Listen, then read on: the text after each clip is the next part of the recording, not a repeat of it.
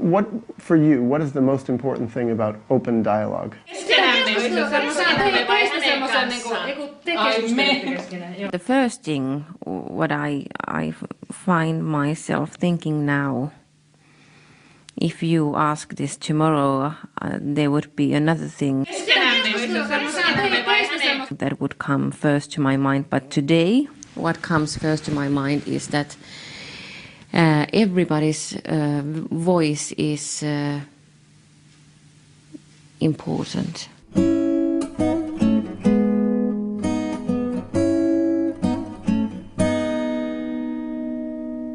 I decided to travel to the north of Finland to visit the land of open dialogue, the place that is getting the best results in the world for the treatment of psychosis.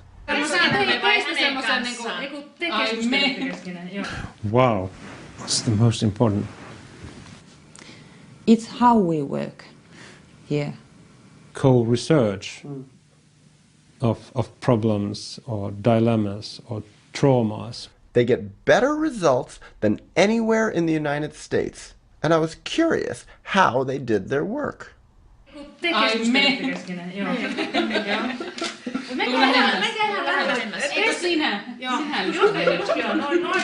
I think it's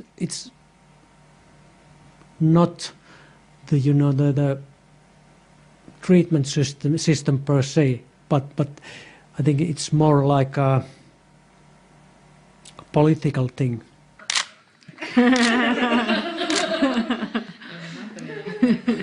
I want to see you. We aim at the democratic system where people can have their say about their own treatment, and that we are kind of try to be on the same level with people and being equal with them. I'd read some of their research, and their data were undeniably impressive, but somehow I just felt that seeing them in person would be a whole different thing. Hey, and then you can look up here. I can see your eyes. It's something that happens between people. The sister of a patient, the patient himself, or the nurse. Oh wait, hold on, we have to get the reporter. To bring their understandings, bring their skills and knowledges. We are not professionals who had to know everything right away, you know. Right. We don't go there like a specialist and after 1 hour we tell family what's wrong with you. It's a kind of two-way connecting. It's not me treating somebody, but it's something I risk myself when I enter into a conversation. Who are they? What are they like? Is their fame justified? But perhaps most importantly to me, how would they feel about me, a foreigner, an American, a psychotherapist myself, filming them? Okay. Don't look at the camera. Look at them and say, you can talk to them. Okay. This is open dialogue, right? Yeah. This is real open. This is the real thing. We have the idea of hearing people and creating something together based on that.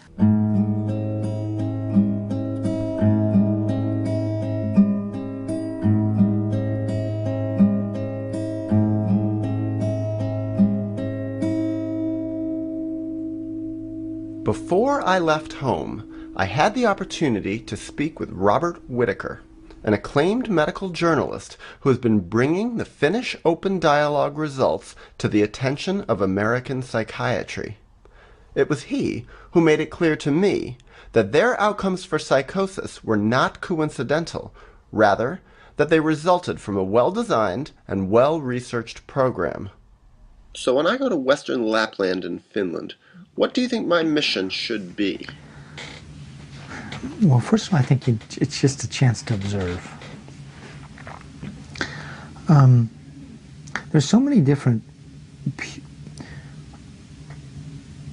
people involved in the Finnish story. So you have an entire therapy clinic here, but just one room? Yes. And that's why we don't have room to meet patients here, and we don't want to meet patients here because this is hospital. Yeah. We don't want to say to people who have crisis that, oh, welcome to mental hospital so we can talk here. It was an interesting thing because when I first came here, I was thinking, I think they work very well with the mental health system. And they're even integrated into the mental health system. But I kept waiting to find out where is the mental health system. Okay. Do you understand? Yeah. Yeah. And then what I realized it's this. This is the mental health system. Yeah. Yeah. And I thought, that's actually fascinating. Uh-oh. Somebody's calling. When someone calls, when someone needs help, we try to arrange help for him or her right away. I don't say to a phone that maybe we can meet after 2 weeks and then we have time. I think I have to find some. But you have to. Uh-oh, you're attached. Sorry.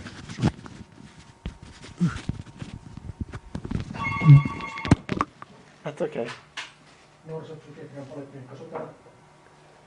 On.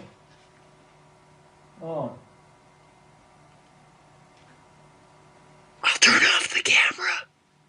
You're going to be privy to a form of care that really is getting the best outcomes in the developed world, by far. That's a part of our, basic rules. When the phone calls, you have to answer it. Yeah. Take the responsibility for what comes from there. It is interesting. How many of my interviews have been interrupted by the telephone here. Yeah, because I think that's a question of, being like available to people and serving the population. Not hospital patients, but people outside hospital. I'm sorry, I have to answer. You go. Psykiatrian poliklinikka Vahtola. You never know what comes from the telephone. It could have been a mother being worried about her child or something, and then I would have to start organizing things. You never know. I mean, it's so different there, okay? I mean, if you look at the outcomes, people recovering there, they're not here, and in so many other countries. So basically the world has a chance to sort of break out of this mindset it's had, the world psychiatric system, and do something better. And so you're talking about the capacity, the opportunity to tell a story that literally could alter millions of lives if societies would change and learn from the Western Lapland success. So that could have happened right there. Yeah. I'm very pleased that it didn't happen because I have to be at the town at 2:30. But oh, in Kemi? Yeah. I guess what I'm trying to tell you, Dan, is that I really think there's an opportunity here. Yeah, at the town mental health office, I have a patient there with a nurse from there. We are working together with the patient. So you're meeting with a nurse and with the patient? Yeah. So that phone is a big responsibility. Yes. Middle of the night also? Yes. Does that make sense? Yeah, it makes sense. And I'm wondering, are there any psychiatric survivors in Western Lapland? I mean, what do they think of this method? I mean, are there people who are criticizing this open dialogue method, and what do they think? In Finland? I wonder. There are some psychiatric survivors in Finland, but more, in the other areas. Do the patients prefer that you meet in their home, or do they prefer to come to the hospital? Most of people says, welcome to our home. But there are people who don't want us to go there. And then we meet here or some other places. We have, center of city. Yeah. We have another polyclinic. Oh, in Tornio. There, yes, in Tornio. In the yes. town, yeah. And there are more rooms, and we can have a meeting there. And so you give the patient the choice? Yes. Yes. But most places have adopted the Western, the U.S. model of because medicating. I've gotten people who bought my other movie in Finland and Helsinki, and they're telling me Finland sucks for psychiatry. I remember first coming here.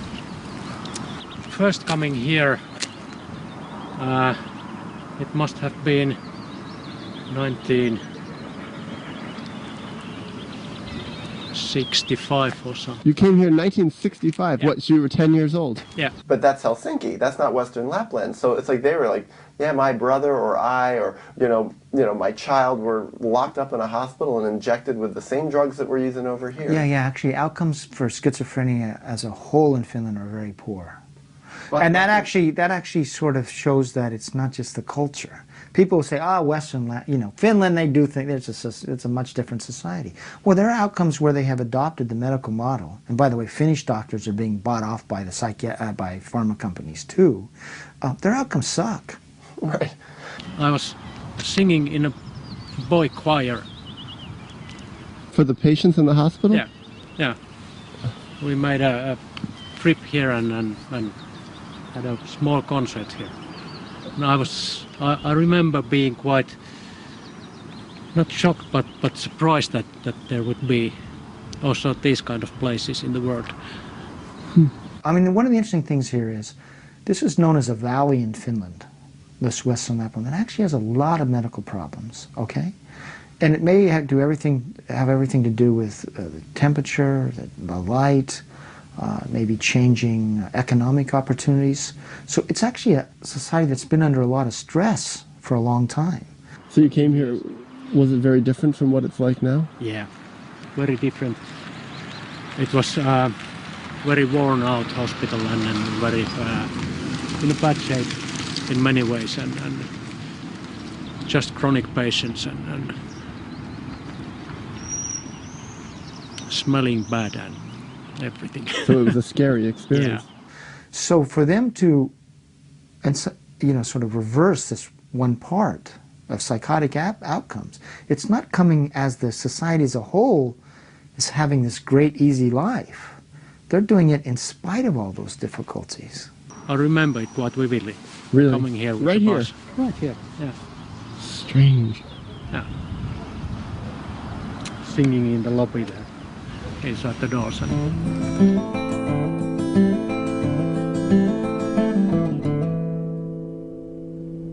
Although I went to northern Finland to study them, I quickly discovered that they were also studying me.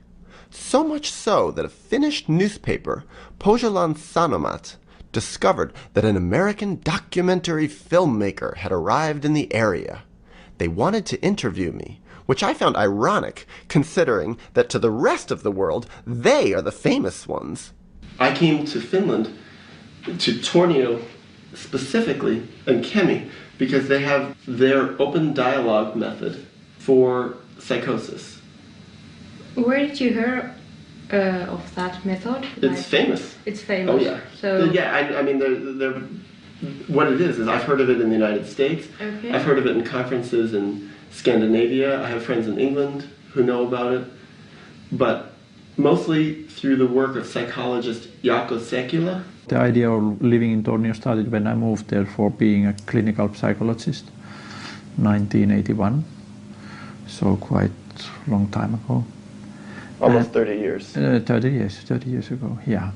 And we were a small group of people, and we all had an interest that we want to have a family to become involved in the treatment of severe mental health problems. He's a professor at the university in Jyväskylä. Mm-hmm. So before I came here, I interviewed him. And I'd met him at several different times in different countries. I remember some meetings that were not for help for the people, and in which we actually acted quite stupidly. Yeah, early on. Early on, yeah. So you made mistakes early on? Yeah, we made mistakes. Like what? His research showed that for treating people with psychosis, they get the best results statistically in the world. We still thought of the treatment that we are the therapist. We have to make plan, we have to have some aims, and we use, for instance, these open meetings as an intervention to have change within the family. So I was a psychotherapist in New York City for 10 years. What happened was that we didn't realize in the beginning, but while we opened up the door for the family, and for the client to be there, for the patient to be there from the very beginning. It's the case that they really take a very decisive and active role in the process. The patient does? Yeah, and the family does. They affect from the very beginning how to do, what to go on, what are their needs, and we still try to think that we are the healers, we have the intervention, we have to do that. Part of my special interest is showing that people diagnosed with schizophrenia and psychosis can recover fully without medication. Okay. So the confusion was that you thought you were the experts, the healers, the one who have to make the decisions. Yeah. And what you found is that they wanted to take an active part also. Yeah. So they were treating themselves as the healers and the decision makers, and they would be the ones who made the decisions and the interventions. Yes. So there was conflict. Yeah, very much conflict about it. Here, they do that work. Okay. This is the work, and it's very uncommon. Now we think that it's no longer a question that we are sitting together for making decisions and making plans for the future, but we are sitting together to understand more. Most places in the world, you won't get This is funny. What? That I'm talking slowly. Is it better though? Yeah, it's better. Yeah. And in this we aim at generating dialogue, and this actually becomes the most important aspect. No longer thinking that the aim of the meeting is to have a solution. The solutions comes a part of self-evident process that is opened up while we focus on how do we manage to have all the voices heard. So the purpose is dialogue, and as a consequence of the dialogue, the solutions happen. Yeah, the change starts to happen immediately.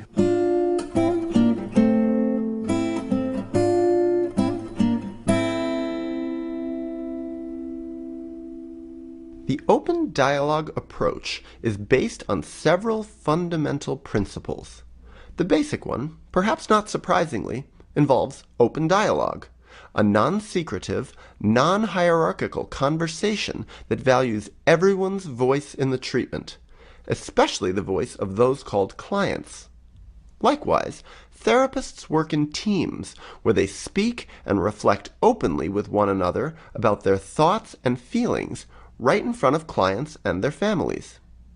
Although these principles sound reasonable enough, in actual practice they are a profound departure from almost every mental health model I have observed in the United States. When you decided to become a nurse, did you think you would become a therapist also? No. They called me and asked me, can I come to summer job here? And so I came at one summer, and I'm still here, 11 years now. Really? So you liked it? Yeah. Maybe first year I thought that I'm not sure about this, and I tried to check out different kinds of work in anesthesia and surgery, but I'm very pleased that I stayed. What was difficult the first year? You know, that dialogue. What I like about this is just that you can, like, how do you say in English, bowl around with ideas. With you can what?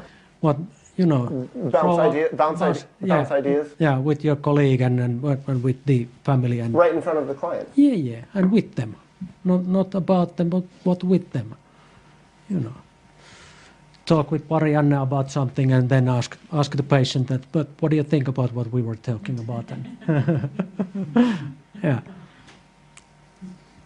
We sit down, and there was a patient, maybe a wife or someone from the family, and a couple of nurses, doctor, and we start to talk about the situation. I thought that, okay, what are we sitting here? We know what is going to be and what is going to happen. We have to take this person in the ward, and why are we sitting here and discussing still? But until you understand that this discussion there's meaning. When I wake up in the morning, it's very good when I see my timetable, my calendar, that I have, for example, 5 clients or maybe 6 today, and I have team. I have someone who can work with me. It's very good idea. It's make me feel good. The thing that we are sharing the work all the time is that we are ventilating it all the time as well. Mm-hmm. So the thoughts are kind of, they are in a movement all the time. It's very helpful when you can share your thoughts and your feelings with someone in that treatment situation. You can reflect. The first meeting with the patient, patient can be first a little bit,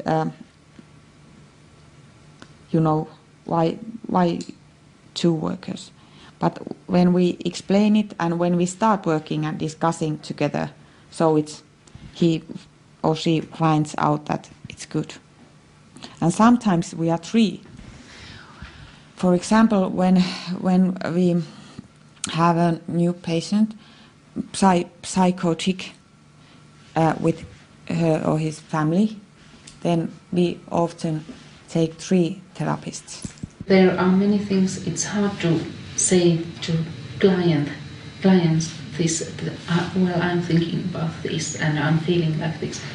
It's easier for me, for example, to talk to you or you, and hey, I'm wondering and I'm feeling that or that way. During our discussions, during our treatment meetings, it is the first time when the patient can tell his or her own experiences. That kind of experiences that somebody can say that they are psychotic experiences, and others are listening and hearing it. I do sometimes meet people just by myself, but I think it's getting thinner. It's giving much less options. It's much smaller audience for these new understandings.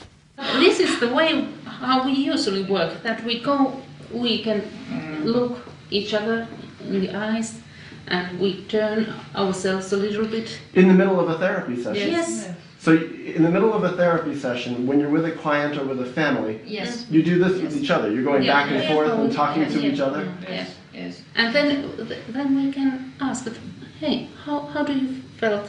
How does it felt, and what did you listen? How did you heard this, our discussion? So it's almost like you're doing supervision with each other. Yes, in the yes, middle, it is at the in the middle of a therapy yes, session. yes. That's it. I think that's how we would describe it. We have much more options when we are more people, and then it's also possibility just to listen while some other people are talking and listen to yourself. So I think it's in many ways it's very useful. And it's very important that we reflect about things and issues what family bring up to the situation. Right. Yes, it's very important. I consider us more or less as visitors in people's lives. People allow us to visit their lives, but we are not the most meaningful people in this person's life. It's more important that my client will be understood by his family members or those people around him. And so that's how he or she become heard, understood, valued as a person. But it's a different kind of supervision because you have to do it in a way that's also therapeutic for the family and the client. Isn't that it? Yes. So you have to make sure everything you're saying is going through the lens, like this is a lens, yes. the lens yes. of being yes. therapeutic. Yeah. So you have to be more respectful. You know, like in supervision, yes. I think you can say, this is bullshit, that father is so narcissistic, when it's private supervision, you know? Yes. But you can never say that No. in open dialogue because it's rude. Yes. Does that sound right? Yes. Yes. Yes, indeed. It's very well, I think so. Yeah. And it also seems like people here like each other. Yeah. Yeah, I'm actually, when you say that, I think that's one big thing, that this is a small area, and if we have 100 people working here, working crisscross with each other, so people know also each other quite personally, you know. They can become friends and talk each other about other things also than work, and I think that's makes it easy for us to work in the way we work.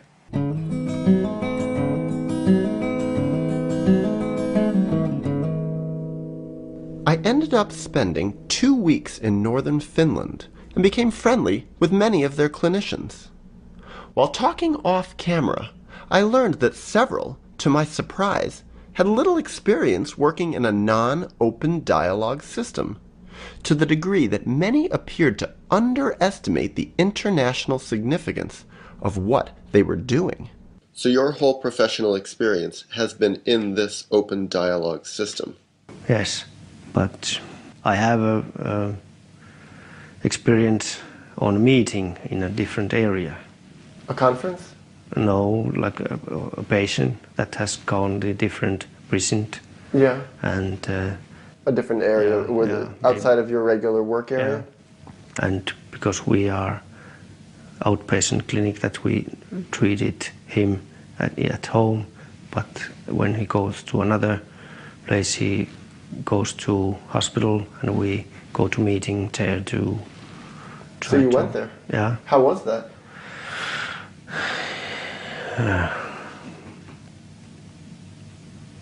I didn't like it.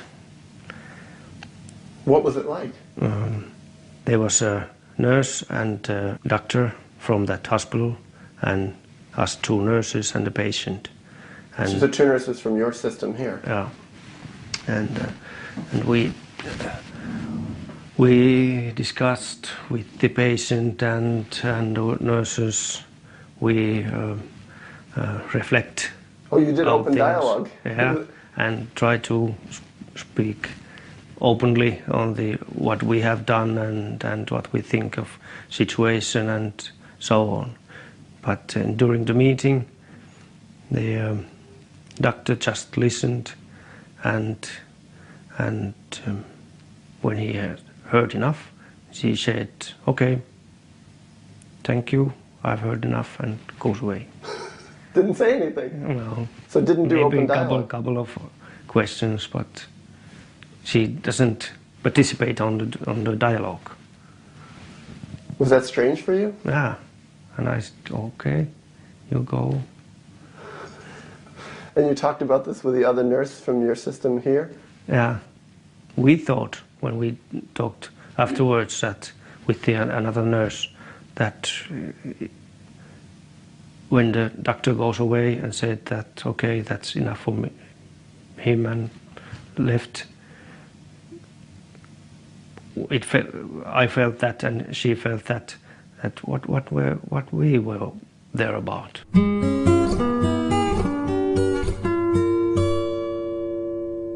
I was very curious how clinicians in Western Lapland approached the subject of neuroleptics, that is, antipsychotic medication.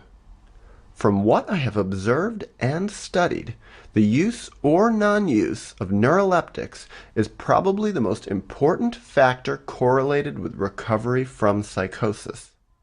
But before the essentials of the Finns' relationship to medication came to light, I found it important to explore some background, not just on neuroleptics, but on the Finns' conception of the very meaning of psychosis. So most places in the world, when they have a person with psychosis, they put them on very heavy medication immediately. Is that like all over the world or just in the western part? It's definitely in the western part of the world, but it's shifting to all over the world. And there is research showing that people with psychosis do better in third world countries. What they did is they compared schizophrenia outcomes in poor countries of the world, specifically India, Nigeria, and Colombia, to rich countries, US and other European countries, quote, the developed countries. Developing versus developed. Now, in each study, they found that outcomes at the end of 2 and 5 years, one was a 2-year, one was a 5-year study, were much, much better in the poor countries of the world, especially in India and Nigeria, by the way. Okay? And it was so dramatic, they said that living in a developed country is, quote, a strong predictor that you'll never fully recover from a psychotic or schizophrenic break. All of us could have psychotic problems. It's an answer to a very difficult life situation. And when I face with a situation which is very stressful for me, so I can start to hear voices, for instance. And what happens in those voices or those experiences that I have, they can include something that previously has happened in my life. We have to listen. We really have to listen and let them talk what has happened. And we can't know. Maybe some stories are so crazy. Maybe crazy. What is the right word? We have to ask more about hallucination, and we have to ask more and try to understand what has happened. We don't say that you can't speak about hallucinations. We have no right to say that is impossible because we really don't know. Yeah. Usually it's not only that we are talking that we have an open dialogue system, but we dialogue have to really be open. So one of the things they hypothesized, the WHO researchers, is, well, maybe what the difference is that people in the poor countries are better at taking their antipsychotic medications. They live in a different environment where they follow doctors' orders better, and so they looked at medication usage. So the hypothesis was more medication usage would be associated with better outcomes. And they're hypothesizing that the meds should alter the long-term course of schizophrenia or psychosis. It's a valid hypothesis. That's what you'd expect drugs to do, if you're going to find them useful, is to alter the course. But what they find? They found that in the poor countries of the world, only 16% of the people were regularly maintained on antipsychotic medications. Whereas, of course, that's the standard of care in the developed countries. So here in this study, we found good long-term outcomes, much higher recovery rates associated with not maintaining people on medications. Very seldom, very seldom I've been prescribing antipsychotic medicine. And usually... What is the reason for so seldom prescribing it? Well, I don't actually... I think I prescribe very seldom any medication, so that's one point. That's one point. In the first meeting, it's very non-understandable. I cannot understand what does it mean. I'm very confused. But later on, step by step, I start to realize that actually she is speaking of something that has happened in her life, and this may be the first time ever it become possible to have some words of those experiences. It's in a way a kind of metaphorical way to speak of things that beforehand did not have any words to speak about it. Psychotic meaning making is meaning making, and I want to have dialogue around meaning making, and I don't think we should medicate psychotic meaning making. Oh, by the way, the WHO investigators eventually then did like a 25-year follow-up study of the patients in the poor countries. And it's really remarkable. I don't remember the statistics exactly, but somewhere between roughly 70% of the patients in that initial cohort of schizophrenia patients diagnosed in India and Nigeria, diagnosed as schizophrenic by Western doctors, not local doctors, so by Western standards, 20, 25 years later were working, asymptomatic. They just weren't schizophrenic anymore. They weren't psychotic anymore. And for that reason, it's very important, actually extremely important for us to take it seriously, to start to listen. What are her words, and step by step, she perhaps have more and more words to her experiences. There's some kind of dilemma in your life and in your emotional life. And when you start to work with that dilemma, the symptoms can go away as well.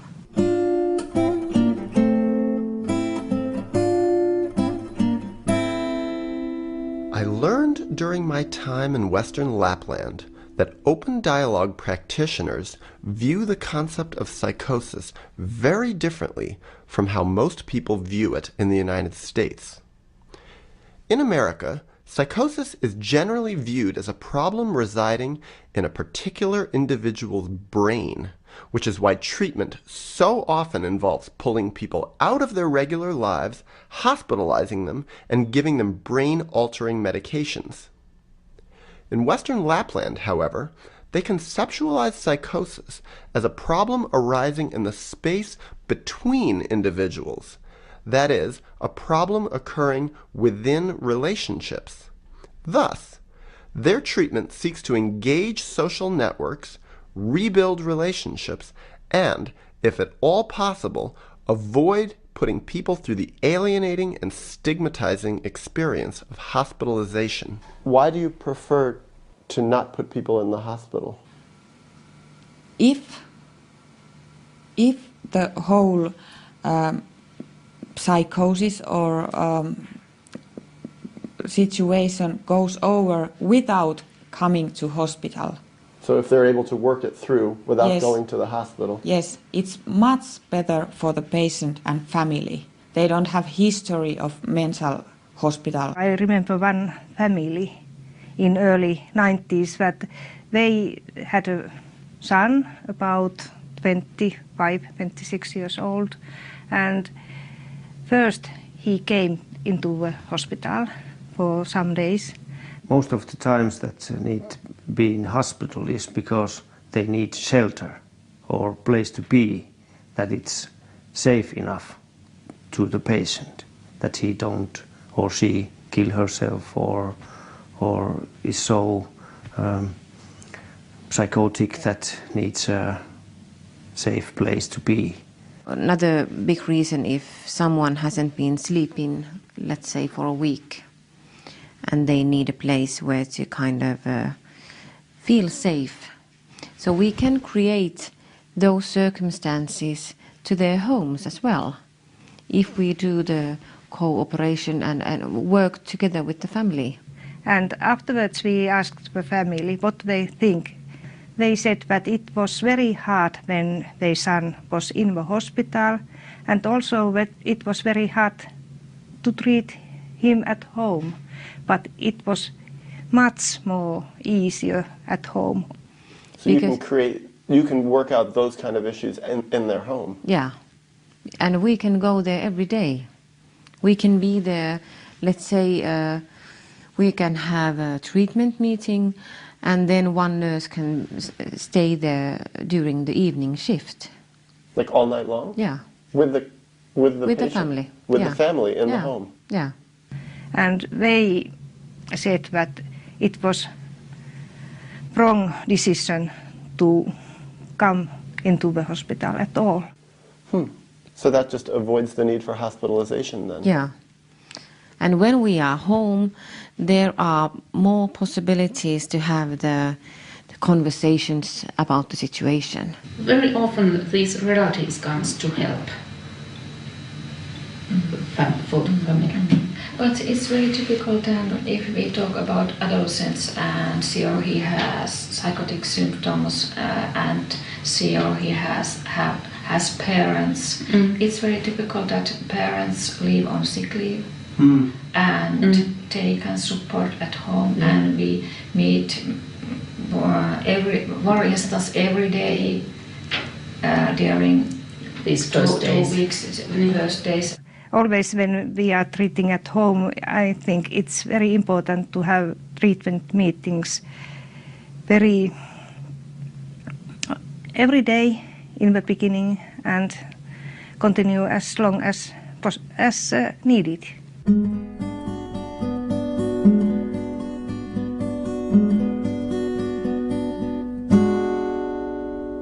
Although I would ideally prefer a mental health system for psychosis that avoids neuroleptics entirely, the Finnish open dialogue clinicians employ a selective use of medication model that comes closer to my ideal than any major program I've seen in the United States.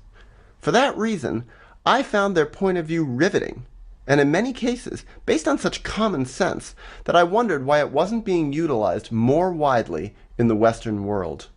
Now I ask about your documentary. When it comes out, what it is? I'm not sure yet. Okay, I don't know. You are just doing...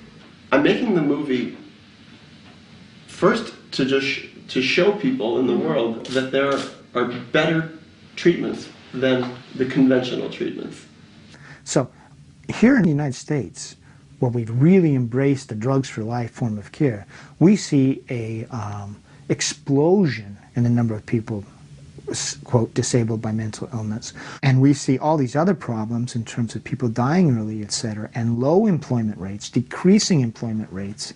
And here where they've used this drugs in a selective manner, what do they find? The exact opposite. So what should we do? Obviously, we should go to, which is what you're going to do, we should go to Western Lapland, if they'll have us, and try to figure out what they're doing and emulate it. Quite many people, psychotic people who come to us, they get some kind of medication. But it's for a short period of time to get over the worst, and then we discuss it all the time. So I think it's more of a minimizing the medication.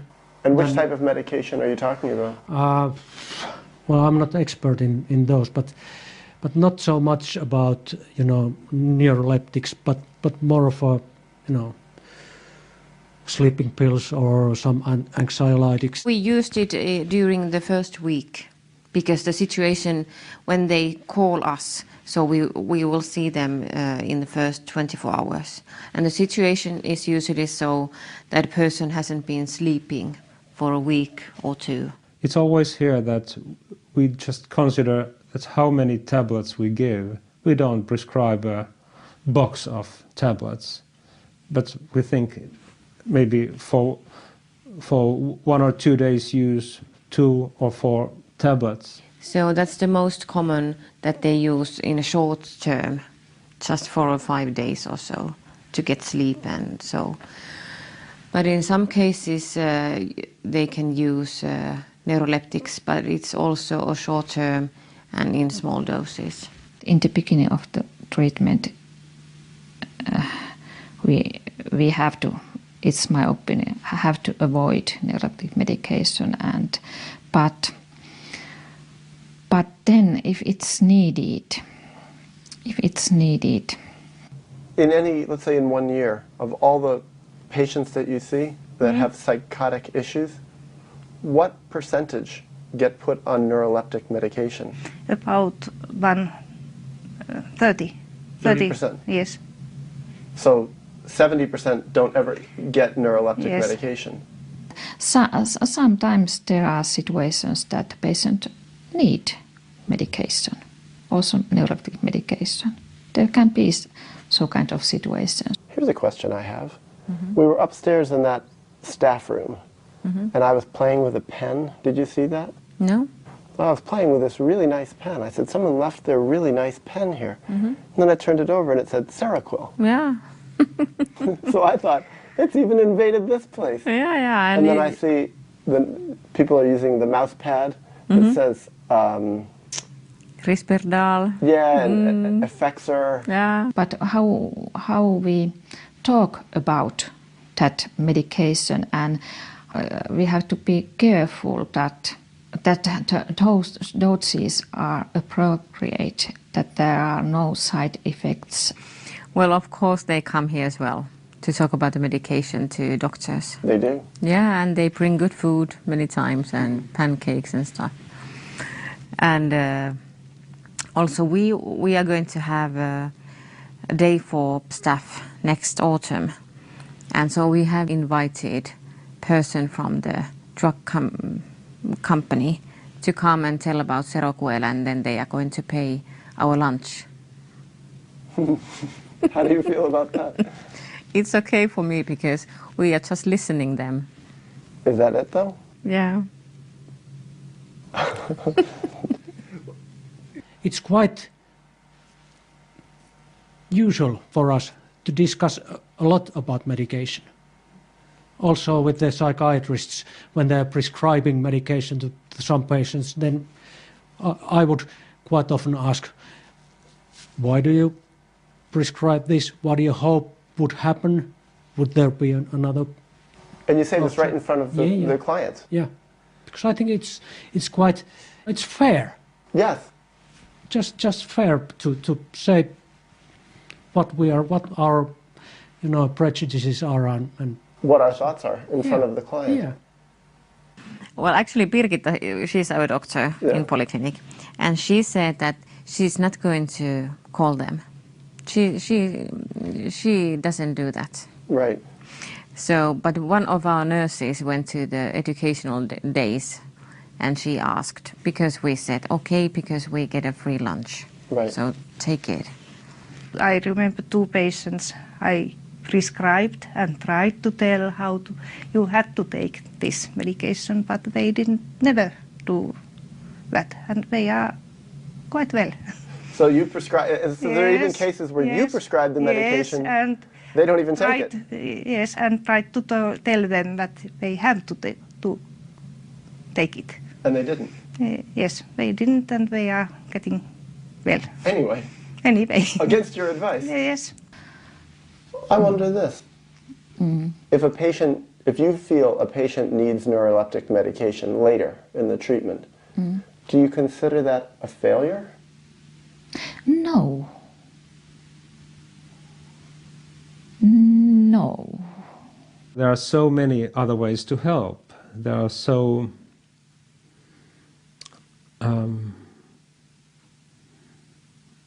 useful ways which have, I think, improves the agency of people much more than medication. It seems to me if a person needs neuroleptics, it means they did not recover, right? Yes, but I have also some kind of experiences that the patient have got neuroleptic medication later, but she or he needed it some months, 1-2 years, only a small dose, and after that she didn't need it. I could bring up the idea as an option, as something we could have dialogue about around. Think about possible advantages, possible disadvantage, possible effects, possible side effects. But if I find a lot of other ways to work there, so I don't even have to bring this option there. And usually when we work, there are so many options that we don't get into this point of thinking about medication. If the patient have medication, we don't enter treatment. And you don't end the treatment? No, because we continue treatment so far as they use medication, for instance, neuroleptic. With the purpose of helping them stop the medication? Or I don't understand. Yes, helping stop. Yes. It's not either or, it's either medication or not medication, but it's thought to be one part of the treatment if needed. And if needed. So it's such a complicated thing. Yeah. Who decides what's needed, you know? Jointly, in the joint meeting, it should be decided in the joint meetings. And do you ever have different staff members with different opinions? Absolutely, yeah, and that's advisable that if staff members have different opinions, that they could be openly spoken about, so that one staff members could have an idea, perhaps the antipsychotic medication is not needed here, and perhaps the other person have an idea, perhaps the medication would be good, and it's very important to have an open discussion about it.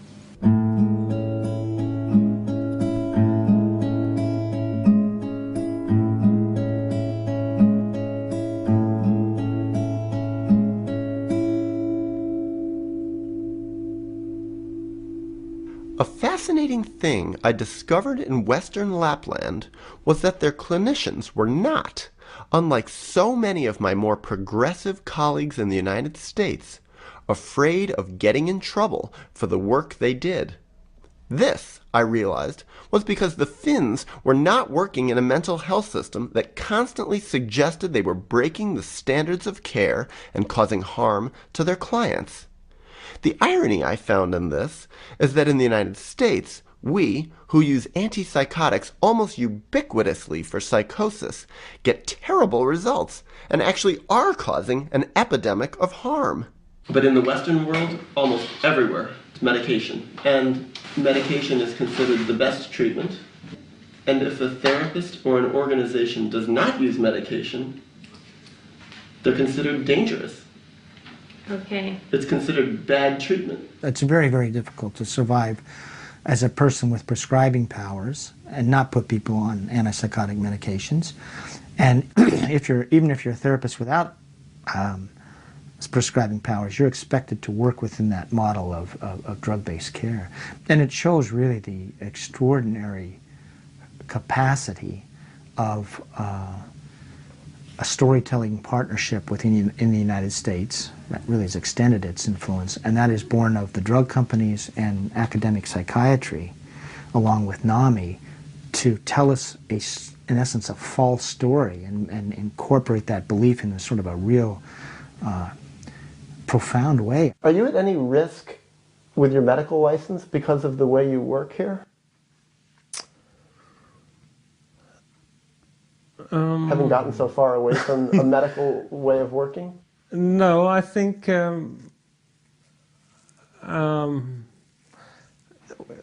no. Let me ask you this. Do you take a lot of risk by not putting people on neuroleptics right away? What do you mean by taking risks? Could you lose your license? If I don't do what? If I don't tell people that I think that there should be medication? Yeah. Of course not. Where did you come there? What's that idea? What, that you could lose your license? Yeah. Oh, I dealt with that every day. If I was working in different contexts, it would be quite difficult. But over here, where the whole personnel... the whole personnel? The whole staff? Whole staff, yes. Yeah. They are very well trained. Most of the people have family therapy trainings. The whole supply of services is based on these ways of working. So you're not at risk here? No, not at all. No. Really? Because me you couldn't get in trouble? No, so me as a nurse, so I will... What about Brigitte? Couldn't she get in trouble for what she does? No. Why? Because she can... everything is based on the results of treatments. So everybody here knows that you don't need a neuroleptic in the beginning to heal people's situations. And your system has research to prove it? Yes, yes, yes, yes. And there are lots of studies going on around. So I think it's giving a lot of solid ground for the work.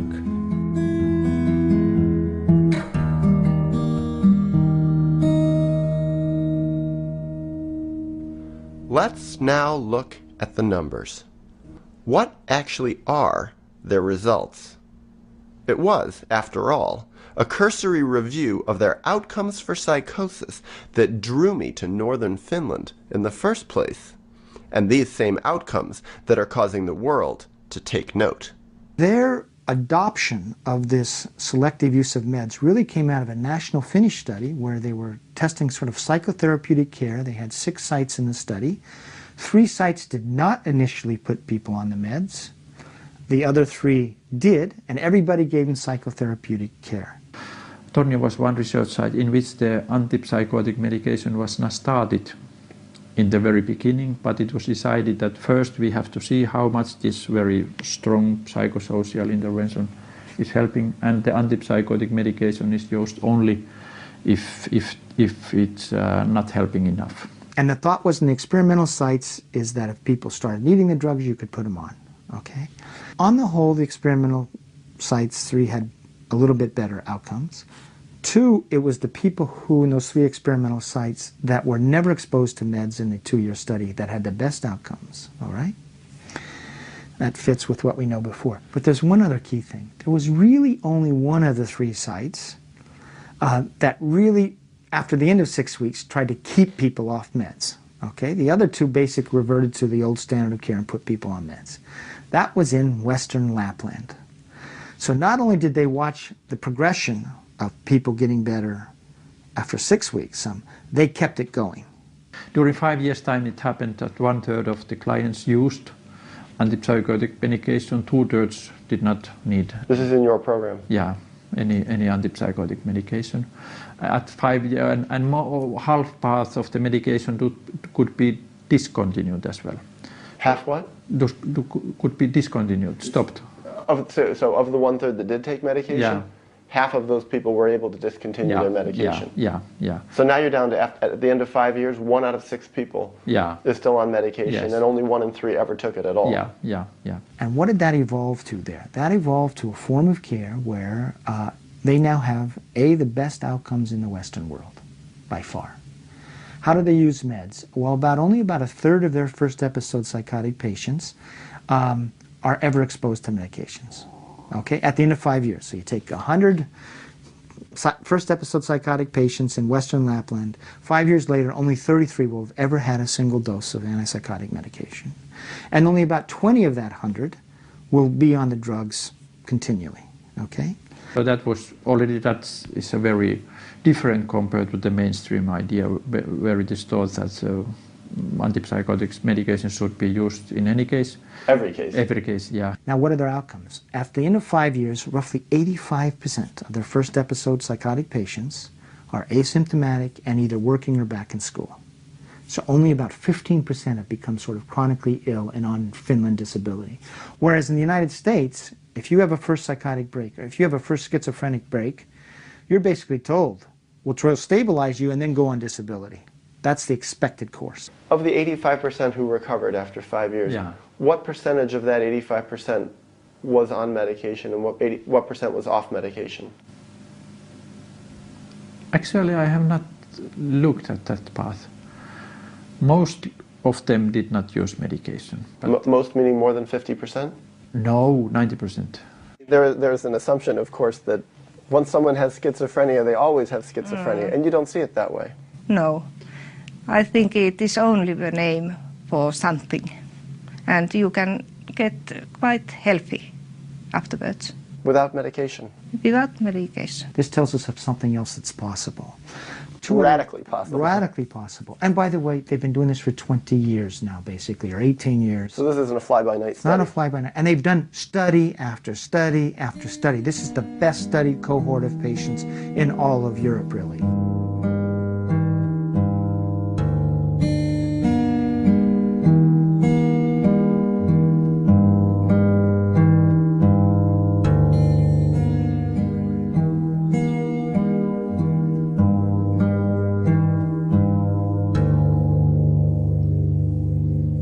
We study our own work, study quite carefully what we are doing and what works and what doesn't work. I don't see these as very radical ideas. I don't know, maybe somebody would see these as radical ideas.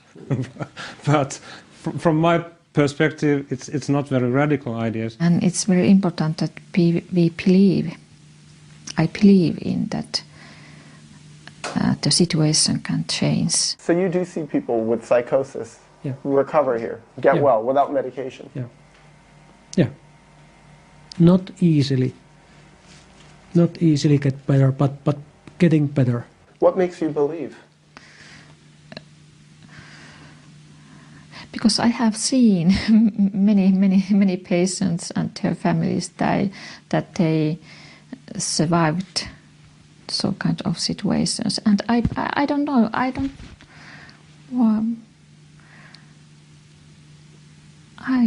believe. I have seen that you can recover from the psychosis without heavy medications and without hospitalization. So that's just the way that I think. So you believe that people can recover? Yeah, not only believe. I think it's true. I've seen it.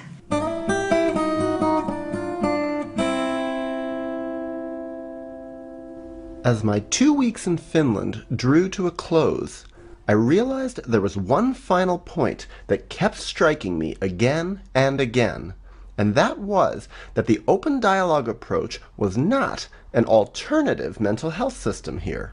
It was the primary mental health system here.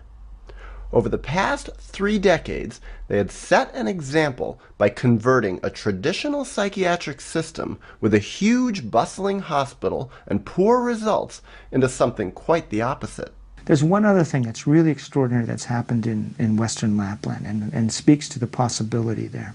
But not many people like your kind of people come here and do this kind of job. So I think this is very interesting for us too, to know how interested someone is about this. Yeah. Because for us, I think we Finns never are. They are never proud of anything. Like In the 70s and all, 60s, 70s, probably I think and even into the 80s, this area of Finland had one of the highest incidences of schizophrenia in all of Europe. So Finns are never proud of what? anything, like they're very modest. Nokia? Well, I noticed this. When I'm interviewing people here, they won't talk about how good their results are. The results are written on paper, and I'm asking them, and they always make it sound less. And I say, make yourself sound good. Do you know what I mean? Yeah. I like, they're very modest and humble. Yeah. Then they institute this change, and they institute this therapy called open dialogue with first episode psychotic patients. Guess what happened? Schizophrenia is now disappearing from this region. They're down to 2 cases per 100,000, a 90% decline in schizophrenia there. And why? Because their first episode cases aren't becoming chronic. So the number of first episode cases is staying the same. All right? So they still have this problem of psychosis in society, but because they have this form of care that doesn't make people chronic, schizophrenia is disappearing. This point cannot be emphasized enough, and is worth explaining. According to the definitions of mainstream psychiatry, people can only be diagnosed with schizophrenia if their psychotic symptoms persist for longer than 6 months. Thus, if they recover from psychosis before that 6-month mark, which is what so commonly happens in Western Lapland as the result of open dialogue, they never get labeled with schizophrenia in the first place. They took a risk by letting me come in here with my camera. Do you know what I mean?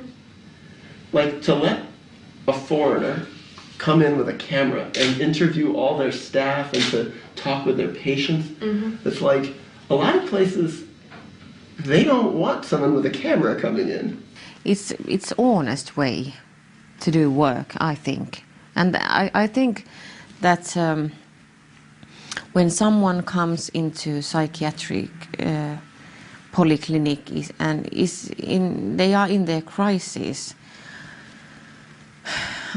I think that we are, what's the word, obligated into that we have to be honest. This has to be a fair deal, because otherwise it can't heal anyone. Like, what if they could say this? This would be much more common. Because I had some places that I wanted to go to that said, you can come for 6 hours, you can talk to 2 therapists, no conversation with patients, and we need to see everything that you are going to put in your movie before you put it in. I think our system is, our people are working very hard, and I can trust them, and they are very reliable and responsible and that kind, and very good trained people. They know what they are doing. And you know what also, this was very interesting. I didn't know if they would let me come here, because I'm a stranger, I'm a foreigner, they don't know me very well. So I was emailing with Jaakko Sekula. And I said to him, well, don't worry, I'll be very nice, and I will ask respectful questions, and I won't make your program look bad. He said, no. He says, you go in there. He says, you ask whatever you want. And he says, you don't try to make us look good. He says, you make it real. You make it honest. Do you understand that? And I said, this is really interesting. I said, good for him. He's got courage. Here's something that I think people might criticize open dialogue for. They say, but having so many different therapists there must be very expensive. Well, how come? In the long run, we save money with meeting in teams, because I think it's more efficient. You don't have to meet so many times. This area is quite poor, and they try to save money all the time. And that's why it is not so easy to tell that it is very good work for long run and how to prevent problems. In the long run, and you know, I think at least in Finland, the people who decide about money, they don't look beyond their nose. Who pays for all this? It's state-paid system, so it's free for the clients. So it's a state-paid system, it's free for the clients? Yeah, it's free for the clients. You can have hundreds of meetings for 2 years and it's all free? All free, yeah. When we are working in a team and meet people with their, you know, wives, husbands, families, then we don't have to meet them so many times for some reason. I think because we can get the different points of view or opinions more quickly. We can have kind of more wide discussion about things. All the time there is lack of money. And we should have more nurses, psychologists, and some not so many, but some more people. When we meet a patient, we send a bill, so kind of bill to the municipalities. Right. And they pay for it. But taxes, we all paid for. Yes. I think so.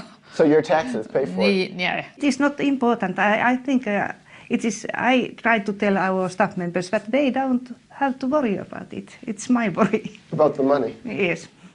It's funny, I haven't figured out where Brigitta's office is yet. Well, nobody knows. Her office is at Keropudas, right. But she's never there. Right, because she's working. She sees clients, right? Yeah. That's what everybody says. It's hard to find her there because she's on the ward or she's talking to someone or she's out in the community somewhere. Yeah. It's very interesting to have a hospital leader who is actually doing non-administrative work. Yeah, I think so too, and I appreciate that very much. I think that's very important for our work, that also our you know, our highest chief is in the clinical work and working with us side by side. It's so valuable.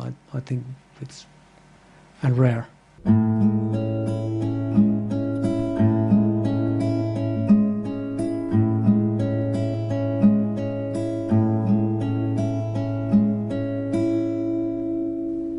Before I ended, I wanted to hear people's final reflections on open dialogue.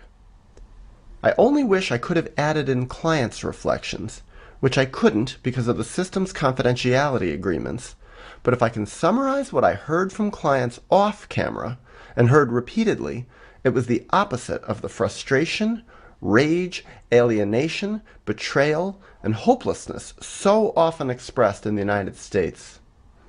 Here I heard expressions of satisfaction, mutual respect, togetherness, trust, and hope, which, incidentally, and by now, for me, not surprisingly, were the same things I heard from the staff. Some people think that this is my work life and this is my personal life. But in a way, I don't see the difference because I think that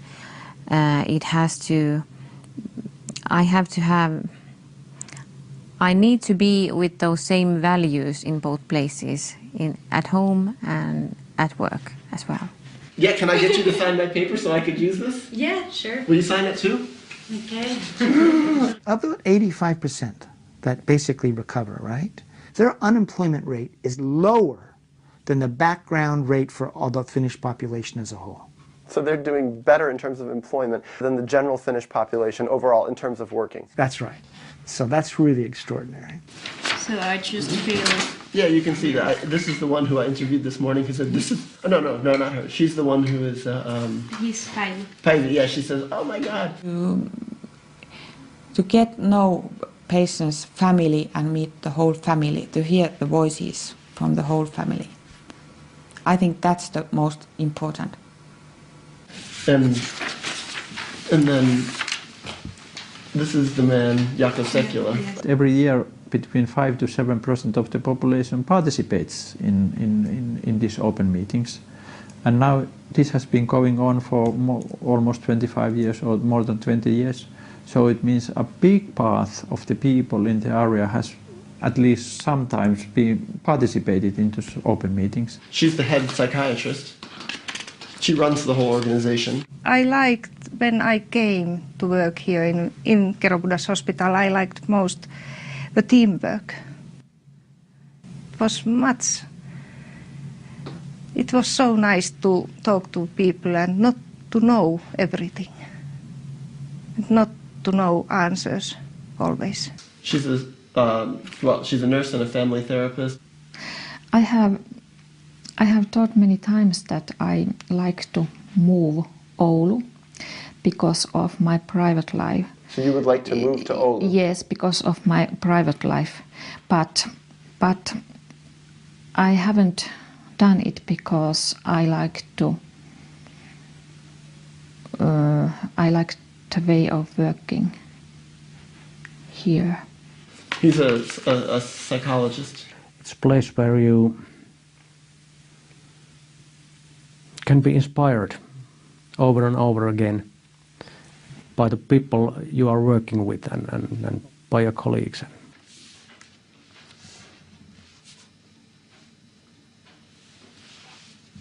And now you're a part of it too.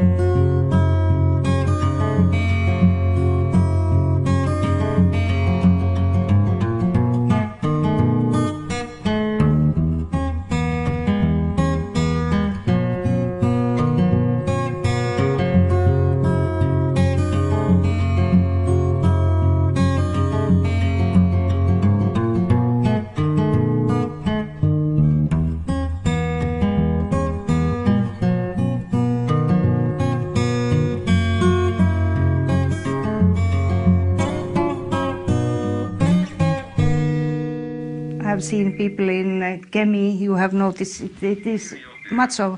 Oh, sorry. Can I ask? You want me to turn this off? Yes.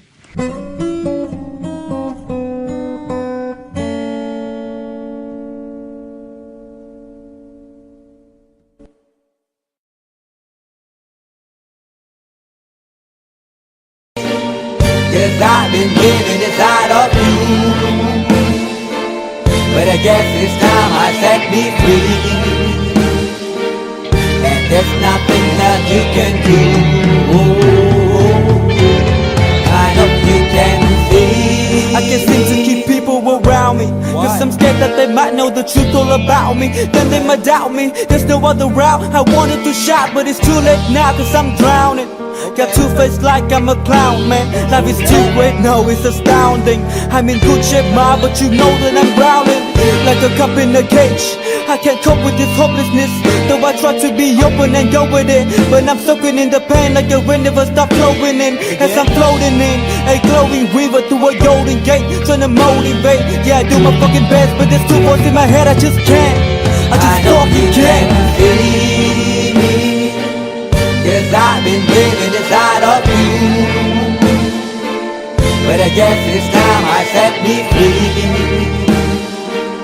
And there's nothing that you can do. I hope you can see me, 'cause I've been living inside of you. But I guess it's time I set me free. And there's nothing that you can do. I hope you can see. Babe, what you looking like this? You be fine, trust me just in time we get along. No, leave me alone. Why yes, can you see that you are alone, big? We're now sitting in our own throne, big. We need nobody, can you see it through? But it's not you who I should be listening to. Guess what, big? Nobody fucking needed you. No, and nobody fucking needed me.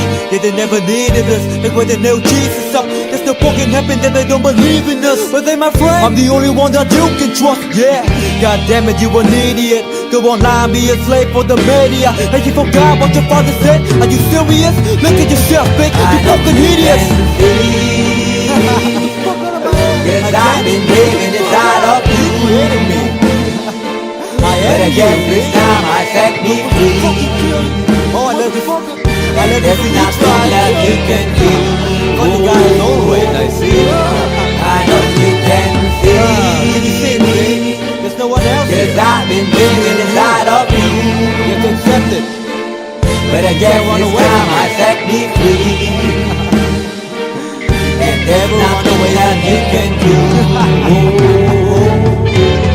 I hope you can see me.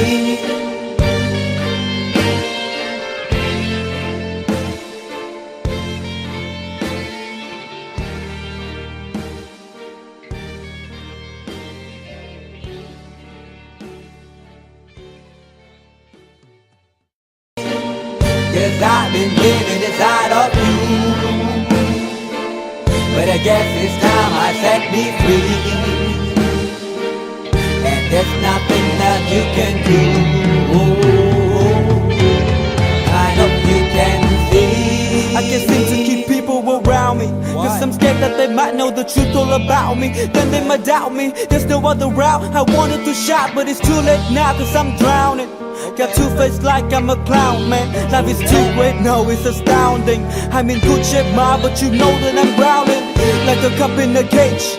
I can't cope with this hopelessness, though I try to be open and go with it. But I'm soaking in the pain like the wind never stop flowing in. As I'm floating in a glowing river through a golden gate, trying to motivate. Yeah, I do my fucking best, but there's two voices in my head, I just can't. I just fucking can't. Cause I've been living inside of you. But I guess this time I set me free. And there's nothing that you can do. I hope you can see me. Cause I've been living inside of you. But I guess this time I set me free. And there's nothing that you can do. I hope you can see. Babe, what you looking like this? You be fine, trust me just in time we get along. No, leave me alone. Why yes, can you see that you are alone, big? We're now sitting in our own throne, big. We need nobody, can you see it through? But it's not you who I should be listening to. Guess what, big? Nobody fucking needed you. No, and nobody fucking needed me. Yeah, they never needed us. Like when they know Jesus up, there's no fucking heaven that they don't believe in us. But they my friend, I'm the only one that you can trust. Yeah, god damn it, you an idiot. Go online, be a slave for the media. And you forgot what your father said. Are you serious? Look at yourself, big. You fucking idiots. Cause I've been living inside of you. But I guess this time I set me free. Oh, I love this. I love There's nothing that you can do. Funny guy as always, I see. I know you can see. Can you see me? There's no one else. Cause I've been living inside of you. You have to accept it. But I guess this time I set me free. And there's nothing that you can do.